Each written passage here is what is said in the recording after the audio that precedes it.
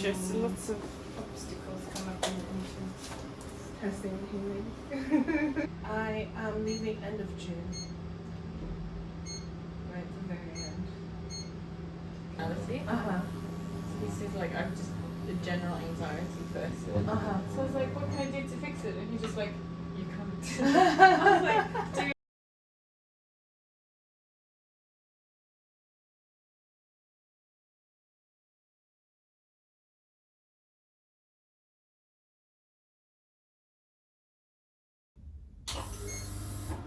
Hey.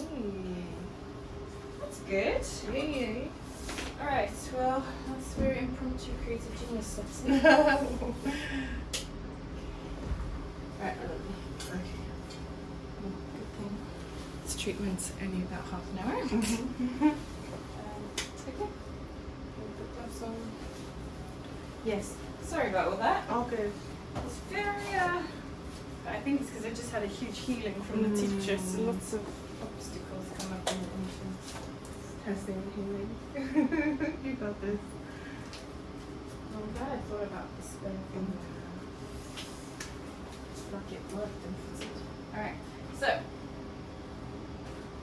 this is going to be cold. Okay. Alright.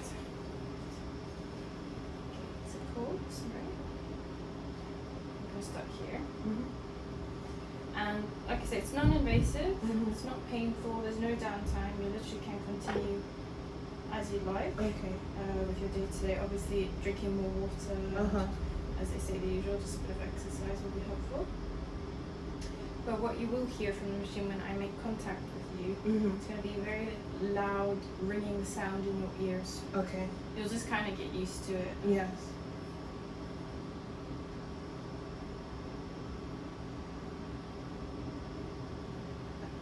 I'll probably also get Sim to follow up as well, just to make sure we've got the information correct. Because I know last time. No, but that one was quite different. This Yeah. I wouldn't expect to be. Yeah, it's pretty straightforward. Yeah. It's a fat burning treatment. Mm-hmm.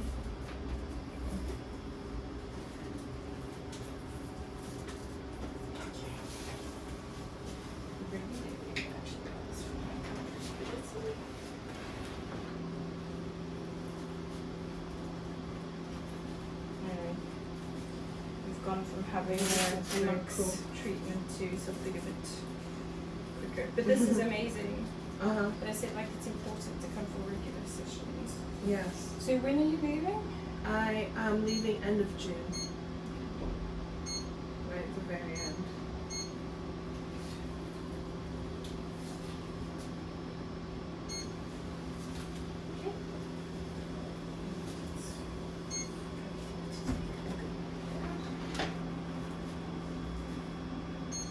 Okay, so it's going to be a weird loud ringing. Okay.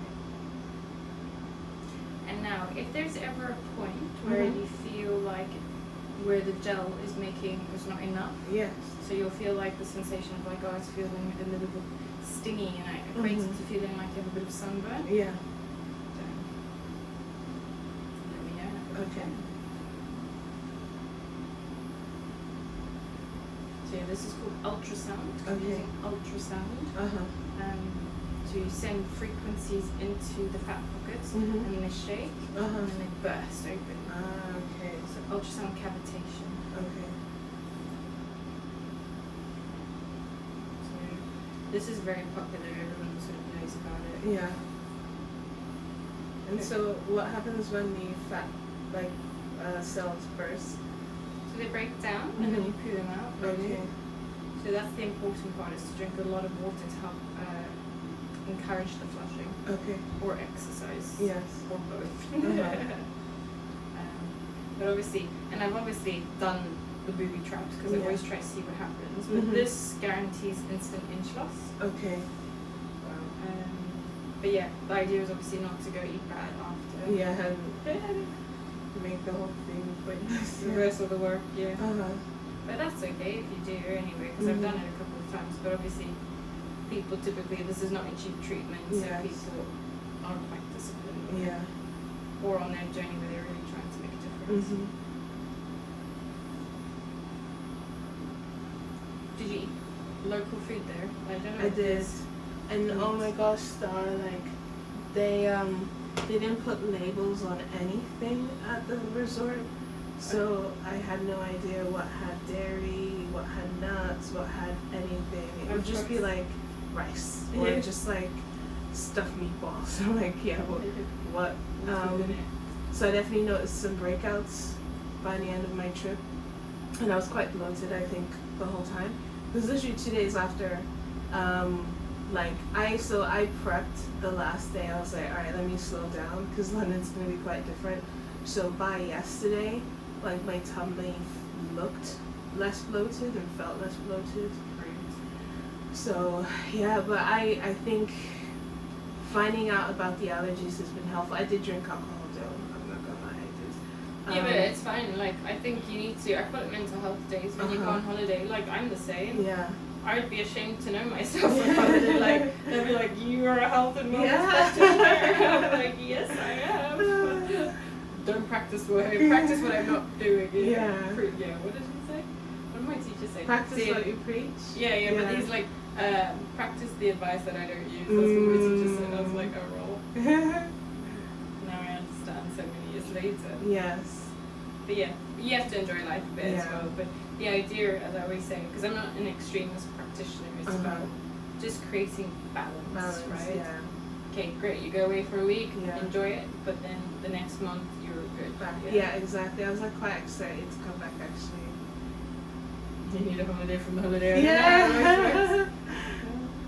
Imagine being on permanent holiday, but then I thought, would we enjoy it then? Because it wouldn't be holiday anymore, would it? Yeah, you know, one of my mentors, he's coached a lot of young people, and he's in the finance space, and they would like hit their financial targets at a very young age. And he said a lot of them would be like, all right, like once I hit 30, I'm gonna retire, and they'd often at 30 or just before say, okay, now I'm gonna retire, and he said within 6 months they're back because they just get they feel so unfulfilled. And I think like we need something to work towards. Otherwise we kind of just feel like, yeah, just like what are we going for in life? Yeah. So I think after some time, I know I'd be like start getting, even after this trip, all my friends and my cousins were like, oh, I don't want to go back, I'm so anxious. I'm like, I've had my fill. I'm excited to get back. But I think also because I genuinely enjoy what I do, that helps. Yeah. Huge difference. Yes. I can say the same. I love what I do. Yeah. But it's because I've done a job I didn't love. But I'm grateful because that job has set me up to do this job very easily. Yeah. And I only recognize that because when I speak to fellow colleagues, they're like, oh, how do I do this? How are you so good at business? I was like, I'm good at it. I did 10 years. Yeah. I studied 10 years to do this. It's not a overnight job. Yeah. So yeah. I don't know if that's enough gel. Yeah, I think maybe a little bit more.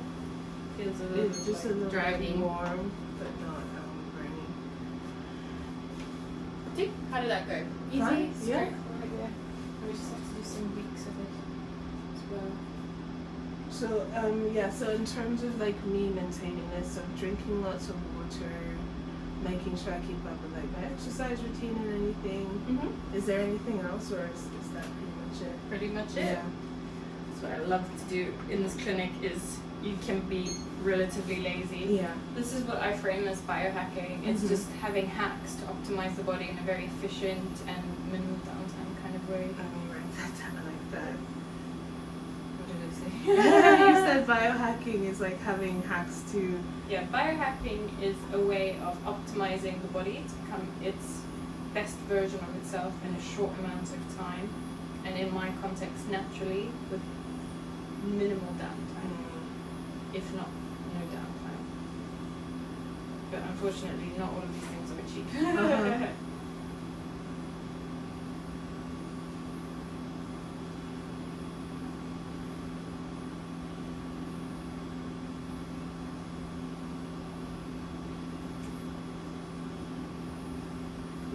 What would you say is the most transformative or the most like essential treatment And out I'm of offering everything? Yeah, I'm colonic. offering colonic. Okay. It's really hard because I do such varied things. If you Yeah. want to say in terms of the body, I would say this, Uh-huh. because this, on an external perspective, Yes. colonic's internal. Mhm. It just depends on what the person needs, really. That's the whole point. Is I Yeah. have a huge toolbox. Yeah. I'm trying to make it customized, or as customizable as possible for someone depending on their health needs. Mhm. And some people are really in their minus, so they'll need a drip so they can get Yes. boost of nutrition. Mhm. People have a lot of gut health issues and colonic. Mhm.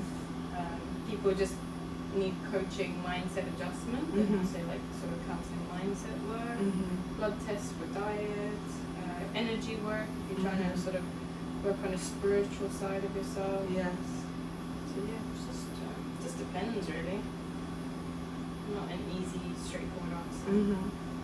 But what I do see is I pretty much make everyone do colonic if Mhm. they're not contraindicated. Yeah. Because gut health I think is the dominant ruler of most health imbalances. Mm.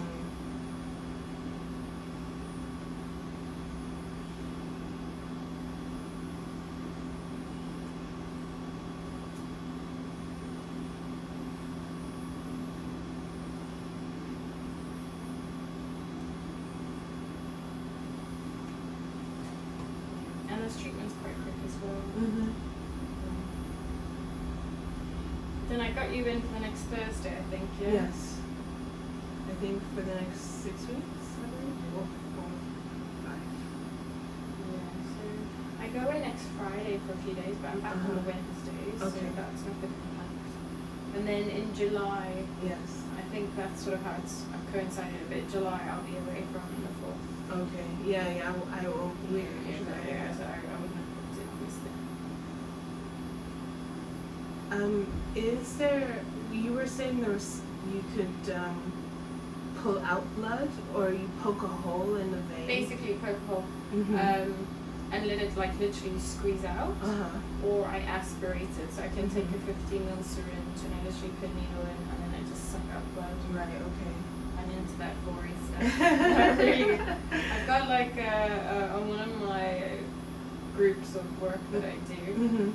we've got like someone's vein was really bad. Oh, I'll yeah. show you. You'll be like, yeah, that's quite bad. And yeah, he just literally shoved a needle and had like him standing in like a bucket Yeah. with plastic all around the floor, like a Yeah. murder scene is about Oh to my happen. gosh. Just grab it a little bit. And yeah, it was just like. Mhm. Wow. And I'm like, oh yeah, and people are like, you're so disgusting. Yeah. I'm like, well, someone's gonna like doing it. I love this. Someone's gonna do it. I don't know why. Like, it's not like I'm attracted to it, but I'm Mhm. just like, ooh, I find it so fascinating. I guess it's almost like some people love to watch, for example, those pimple popping videos, and they just find it so like satisfying watching. And then some people are like, oh no, I could never. I think I'm somewhere in between. Yeah. With if I'm in front of food though, absolutely. Or if I'm near eating, no way. Yeah. Anytime outside that, I'm quite curious. I have to be careful because I'm so desensitized. Yeah. Like, I could talk about poo, blood, vomit, like it's literally nothing. And yeah, people like people will just like nod like this towards the my bad. That's like my brothers. They always discuss their bowel movements so open. Like we'll be at dinner, and I'm like, oh, I had the biggest poo today. And I'm like, thanks. Like my chocolate pudding. I suppose I'm trying to encourage that culture. Maybe Yeah. not at the dinner table, but I suppose when is everyone coming together to Yeah. talk about these things. Yeah. But yeah, I got invited to a festival on wellness to speak about gut health. And Yeah. So what can I say? Mhm. But you do quite do you do big public speaking talks? Like, Yeah, I do. I enjoy them. how many people have you spoken to? Like your max number? Maximum 1,200. Yeah, that was at an award show. That was actually my first first public speaking. Oh my engagement. gosh, Yeah. girl, that's so scary. It was like so exhilarating, and how I actually got invited is because they had. Do you know Riz Ahmed? No, sorry. He's like a Southeast Asian celebrity actor, and they initially were gonna have him open up the award show, and I was handling my social media, and I was away of the country. I was just going to come back the day before the event. I was in Montenegro, and then I get a call from like my office manager, and he's like, and this is the time I had my job, and he's like, oh, the managing director of the company wants to speak to you. And I'm panicking. I'm thinking someone's messed up the social media while I'm gone, because when I'm on holiday I don't check my messages on my phone or anything. And I'm thinking I'm losing my job, like that must be it. And I'm telling him like, please just tell me like what's it about. And he's like, I'm not allowed to tell you. I'm like, great, sounds like it's gonna be an absolute blast. And she gets on the phone and she's telling me that he's had to pull out last minute, and they need someone else to like go on stage and open the show. And I'm thinking, because it's about like kind of being a star in your industry, but as a person of color, which is why they invited him. And they're like, I'm thinking at this point, oh, okay, so they just want me to fix the social media. And then my managing director was like, Kat, will you open the awards show? And I'm like, what? And like, I'm thinking, what makes me qualified? I have no public speaking experience at this point. Like, I don't think I've spoken to a group of people bigger than 50. And this is like advertising executives, like award winners, everything. And my gut just told me, like, just go for it, girl. Like, what's the worst that could happen? You bomb in front of everyone. Okay, that's, I think, quite a lot, actually. And like, I think this part could do a little bit more job. And there's no, like, I haven't had time to practice, and the show's in less than 24 hours. Oh my goodness. Yes, and I'm like literally finding this out like when I arrived in London, and I was at home at this point, but at the same time my luggage isn't home because I had a connecting flight. So all my clothes, all my makeup is still in a different country. And I don't know what told me to do it, but I was just like, yeah, sure, I'll do it. Yeah. And I ended up going up on stage, and I did it, and I just loved it. And I think there's something different about a big room like that. You can't see anyone because the lights are so bright in your face. It's like, versus a smaller room when you can see individual people's reactions. Yeah. At this point, you just have to go with the flow. And I came off stage, and all of these like big people are coming up to me, and they're like, you killed it. Oh, wow. They're like, you must have been so nervous. And I felt obliged to say yes, but the truth is I was like, no, I wasn't. Because in my head also I was like, well, I'm a young person and you guys are all like these successful people, so if you laugh at me, you're the problem, not me. Yeah, you're a bad person. Yeah, exactly. Yeah. But yeah, that was the moment I realized. I was like, wow, like, okay, maybe the fact that I genuinely enjoyed this and I wasn't frightened means that I should pursue this more. And I ended up opening the show again a year later, and that's kind of like how it started to come together for me in terms of that aspect. Yeah, that's kind of exciting. Yeah. I just don't know how many people. It's like an open festival, like how I perceive Glastonbury to be like for health and well-being. And I was like, how many people are going to listen to me? Yeah. So I was like, okay, gotta get a presentation sometime soon. So How did you find it? I know, it's happening next month. Oh, so wow. I don't know yet. Yes. I'll let you know. But I think I am a good speaker by nature, but just I don't know what is the belief system that comes up about the anxiety. Yes. Like, I'm confident, I believe in what I do, I'm passionate about what I do, but so when you go on stage and all of a sudden it's like blank and you're like, I haven't really figured out that belief. I've gone to a couple of people to try and work on it, but they're just like, you're really confident. They tell me like, I'm like, clearly I'm not, that's why I'm here. So. But sometimes you don't even go to someone because you're not confident. You just want to be better. And you just want to be the best version of you. I went to my Tibetan teacher because he says based on like they look at your body and they tell you based on your body like your personality. So he says like a general anxiety person. Uh-huh. So I was like, what can I do to fix it? And he's just like, you can't. I was like, dude, I'm not working on that wavelength. Like, that's so helpful, That thanks. doesn't serve me. It's not helpful at all. But I think because you're so passionate about what you do, That's probably what it is. Yeah. That's probably what it is. I just want to make sure I convey it in Yes. the best way. Like, because I only ever do one-to-one, so Uh-huh. that's really it. So, Yeah. But the time is now, I suppose. Mm-hmm.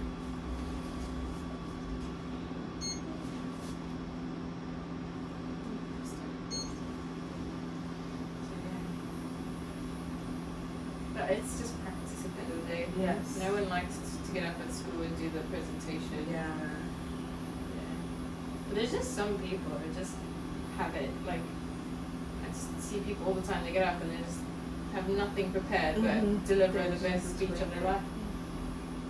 Very Whatever case, impressive, have yeah. that. That's actually one aspect I'm trying to lean in more towards is presenting. Because I really want, in terms of just like my personal brand, to be more personality rather than just beauty and lifestyle and stuff. Like, I don't know if you know Nella Rose. No, certainly. That's fine. She's an influencer, and she started off on YouTube, and she would do try-on hauls, and obviously they're very entertaining, like fashion videos, and then she started collaborating with brands like Foot Asylum, which is kind of like Nike. But they do like a YouTube series where they sit down and answer questions and play games, and now that's her thing, is just being a personality online and on TV. And that's where I want to lean in towards, because I took a personality assessment, and it was so detailed and it explained a lot about my personality that I was like, this makes so much sense now. Which one is that? Was it getting like the Myers-Briggs or like, It's the ocean one. Do you know that one? you It's should send to me later. yeah, well, oh, I think you would love it, Star. It's on 5 principles: openness, conscientiousness, extroversion, neuroticism, and OCEA. What's the other word? OCEA. I forgot what A means. But it's just Awareness, assertiveness. oh yes, assertiveness, which I'm not very high in.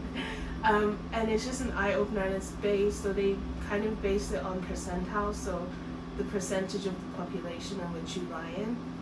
And I know that, like, okay, I'm quite high in openness, I'm quite low in neuroticism, so I don't get stressed very easily.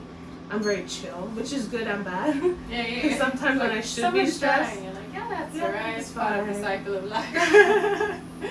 and then people are like, girl, I'm more worried than you, and this affects you, and I'm like, I know. But like conscientiousness is low, so I think that's why I run the Fem Guide the way that I do, because if I had to handle all the admin and the appointments and all of that stuff, it'd be a disaster.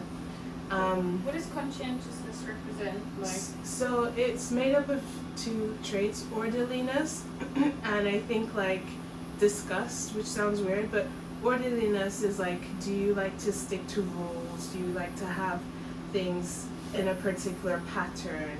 Are you the type to stick to a deadline? Like, how much do you respect like things being the way it should be? And then also then disgust is like, are you clean or tidy? Are you like things to be in an orderly space? Do you get disgusted by particular like mess, for example? So I'm being low in that would be that you're very free spirited, like you're very go with the flow, you're kind of the lastminute.com person, you often forget things, whereas someone high in conscientiousness, they're the person who has their essay ready before the deadline and studied for an hour every single day instead of like, you know. And unicorns. yeah, exactly.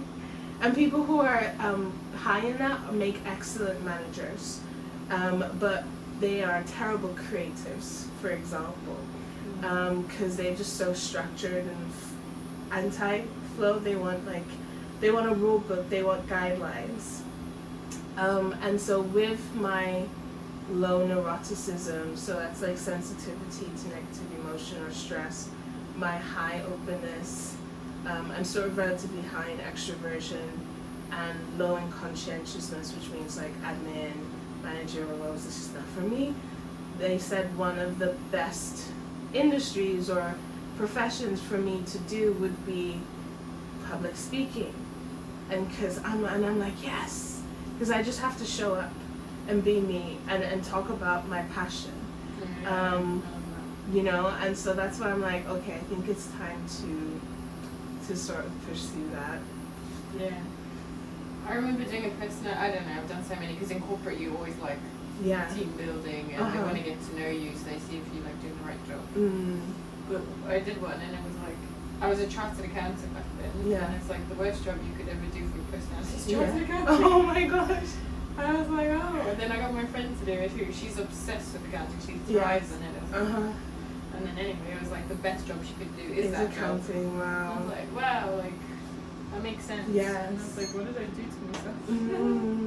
So you probably didn't find it very fulfilling. No. Yeah. Basically, I don't know, I'm a bit contradictory, but I'm a leader and I can also be quite submissive at the same time. But I always want to share my input and feedback and creatively change things.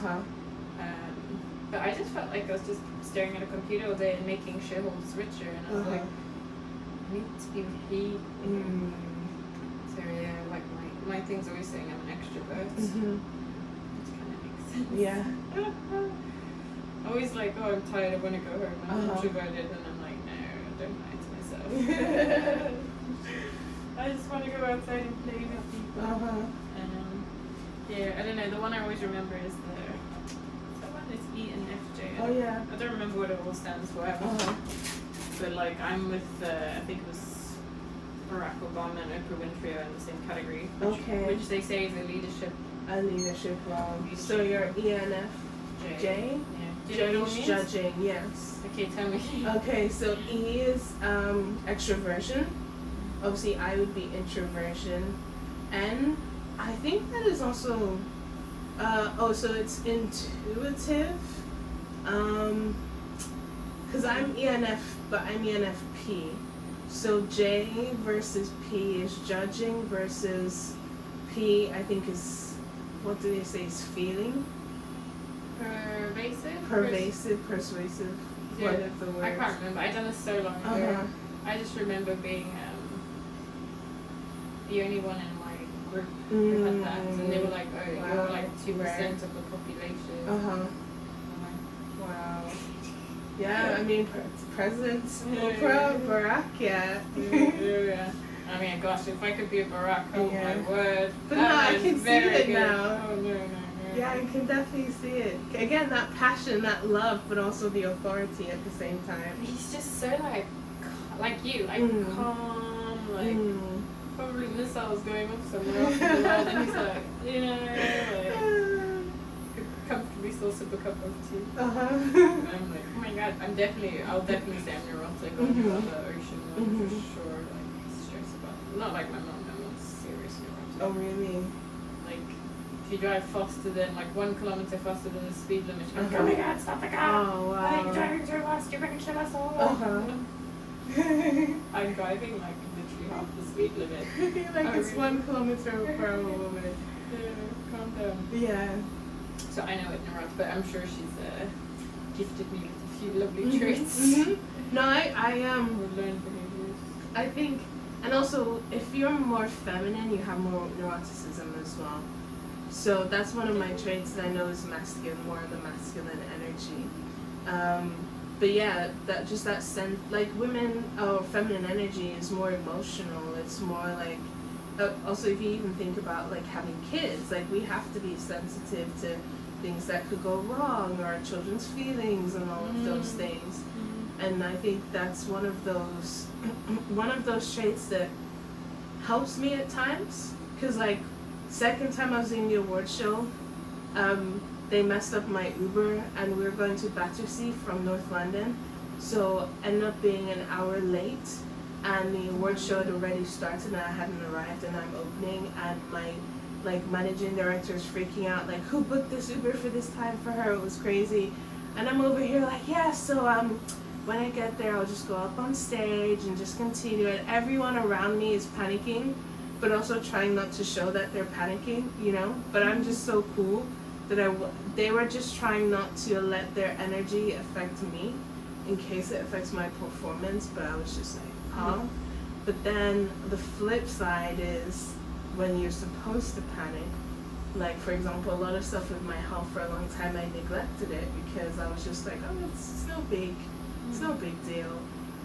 Or even like, I remember a time I had to submit an essay, and I went to my university for help, and they helped me figure out when my essays are due and what time I need to prepare. And the woman helping me, she was like, you know, you have an assignment due tomorrow, right? I was like, oh, I didn't know that. Oh gosh. And she's like, it's due by midnight. And I'm like, oh wow, okay. And she looked at me with absolute astonishment. She was like, I'm panicking more than you are. You know that, right? And I was like, yeah, I should probably panic a little bit more. So if you're like middle ground, I feel like that's the perfect balance.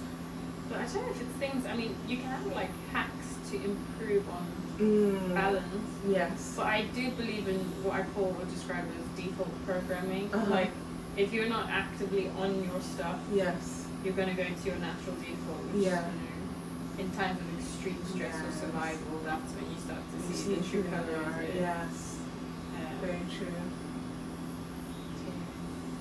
And my boyfriend is a very calm person. I always say, and I think you too, you could be like hostage negotiator. Like, don't worry, man. It's not gonna hurt you. I'm like, sir, we could just do a different treatment. It's fine. Yeah, thank you. Yeah. It's never happened before. But I feel like over the years, I'm like, this has never happened before. But I guess there will always be a place for something. Yes, yeah. Okay, last area, and then we're done. Quite easy now.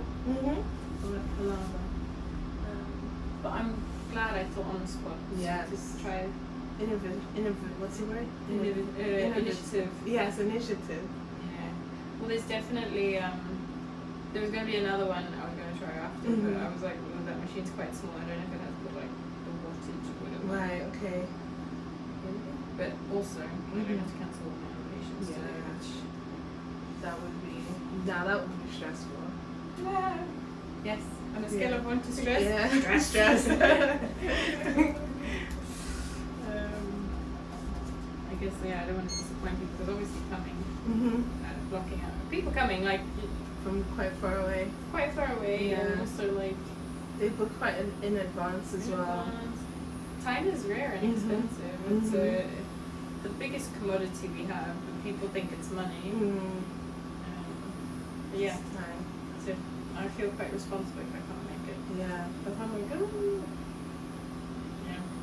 Anyway, we're here now. Yes. Just successfully done. Yes. And in good time. These treatments are quite quick. I just carve out a longer time just in case for different reasons. Yeah.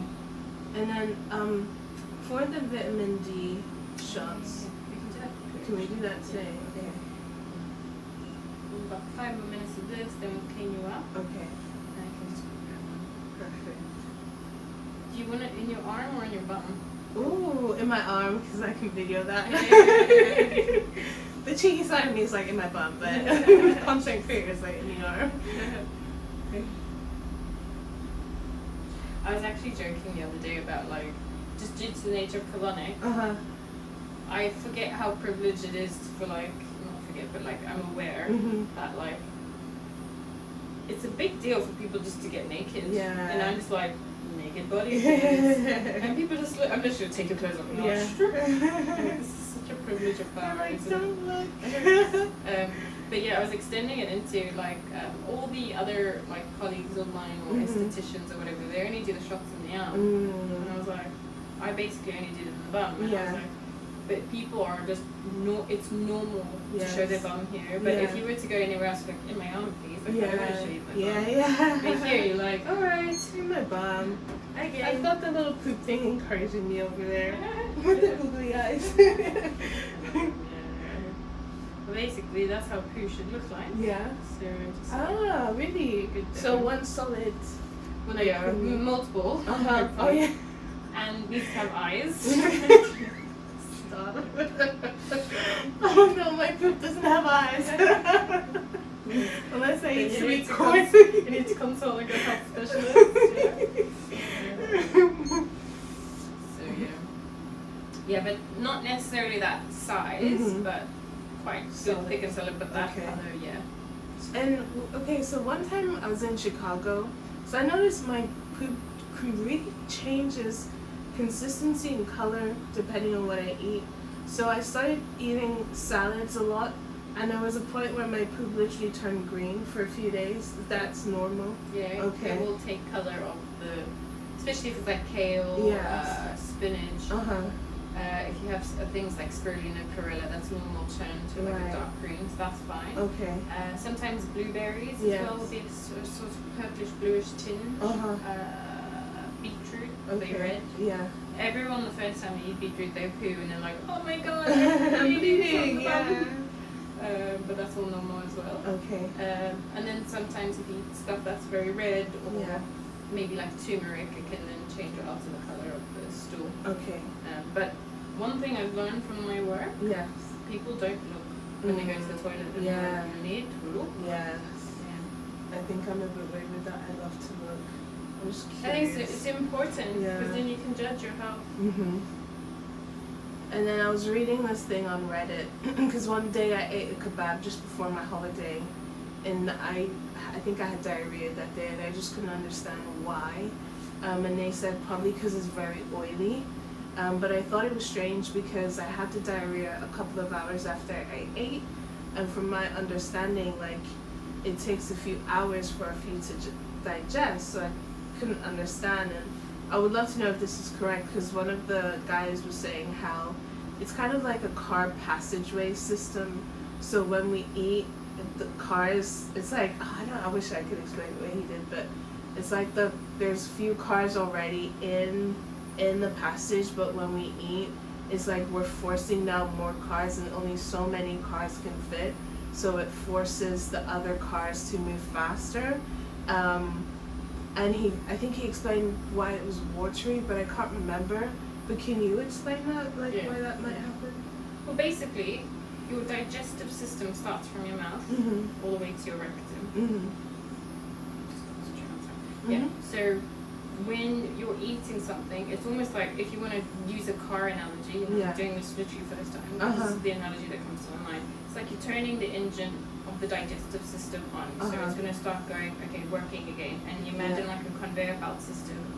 Things are going to start moving. So when you start to insert things more, which will be food, will be fluids, then of course things are going to start to push and move things down.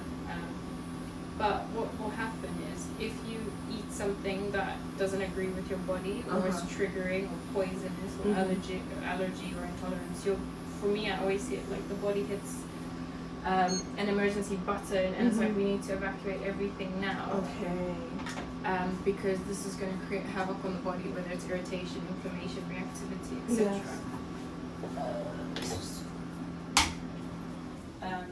So that's what will trigger the diarrhea. But the diarrhea you have, because there's people that literally can eat something and 1 minute they need to run to the toilet. Yeah. I don't believe that's necessarily what you've eaten. Right. And again, depending on how much you go to the toilet as well. But we store up to 10 kilograms on an average individual. Some people can be more or less. Yeah. So it's just build-up of stuff that's going there. But it's almost like for me, the system is trying to say, I need to create a passageway that's open. Yes. With your car's analogy, it's all in the parking. Yeah. Right? So we need to get rid of everyone so that this stuff can come out. Right. And that's why often people, when they have diarrhea, it's just this continuous flow. Yeah, okay. But what happens is you need water in your large intestine. Yeah. And then because it's like a soup-like substance that will transport to your small intestine, goes to your large intestine. And once it starts there, the large intestine will take and absorb out the water. And we call it chyme, it's like a soup, and then the soup-like will then start to turn into stool in the large intestine only. Okay. But you need to be hydrated for that process to function and happen. Okay. So if you're not hydrated enough, Mm-hmm. then your body's going to use the water from your soup you're trying. Yes. And that's what happens, is not enough water then to flow everything, and that's where constipation happens, because Okay. you don't have enough water to support the process flowing and going. Right. Okay. Whereas diarrhea, you'll become dehydrated because, again, all that water you have, your body's just like flushing it out. So, yeah. And I've heard that when that happens, like, obviously your natural instinct is to drink more water because you lost water. But then my mom, when I was younger, she would make this concoction that was absolutely disgusting. Star. It would be a mixture of sugar and water and salt. Yes. So it is good. Yeah, it's called electrolyte. It's basically your body needs to replenish. So if you drink too much water, if you have a cell, a cell is made up of salts and water. And the sugar would have been just for energy levels, to get your energy up and give some form of glucose. But if you drink too much water, it will dilute the cell's content of its water. Of its salts. So by adding both, it's an electrolyte replacement. So that means you'll actually absorb the water much more efficiently. Yeah. So that's why. So that makes sense. Your mum very smart. I'm gonna tell her thank you. Yeah. But that's another thing, is as people that come here, they're very constipated and dehydrated, and they're like, I drink 4 liters of water, and they're like, are you absorbing it? Now that's the next the next interesting question. Right, Lily, that is it. Beautiful. I'd just like to end off this video with sending a very big thank you for taking the time out to watch this video. And I really hope it has helped you in a specific way, whether that's relaxation, education, awareness, or just really helping bring some calmness and stillness to the mind. And on that note, as this video ends, please can I ask if you can like and subscribe, or even comment on how you felt about this video, and if it helped you, or if you learned something from it. And I'm sending you lots of love wherever you are in the world, and inviting you to come back next week for another video. This is Star Friedenberg, empowering your mind and body through wellness consciously.